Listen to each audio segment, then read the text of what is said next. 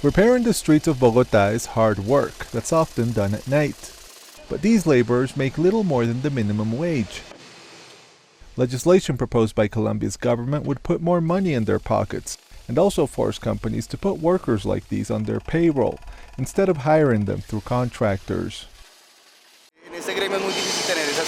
I like this job, but whenever a contract ends, we can be left without wages for a month or two. It would be good to have more stability. Colombia can be a challenging place for many workers. The average salary here is around $300 a month, and most people work more than 40 hours per week.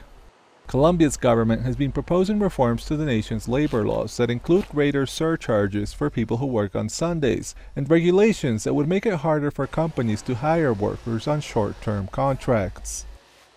These moves are widely supported by the nation's trade unions. We are just asking for rights that we used to have and were taken away from us in the 90s due to neoliberal policies. But economists say the plans would push up the costs of hiring workers and could put some jobs at risk, and many people won't benefit from the reforms. Currently, around half of the country's workforce don't have contracts. They're in what's known as the informal economy. Some analysts believe the reforms will push even more people into informality. There will be a huge incentive for restaurants and hotels to pay in cash or simply through unregulated contracts. Those workers will be paid less, in that way decreasing the protection, the social protection of hundreds of thousands of workers in Colombia. Colombia's Senate has so far opposed the reforms, but President Petro is now trying to sidestep Congress by calling for a referendum on the issue next month. The people of Colombia must have a say.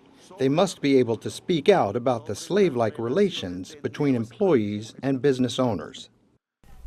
The Senate has voted against the referendum and is accusing Petro of abusing his presidential powers. Courts in Colombia must now decide if it's legal for the president to hold a referendum without the Senate's approval.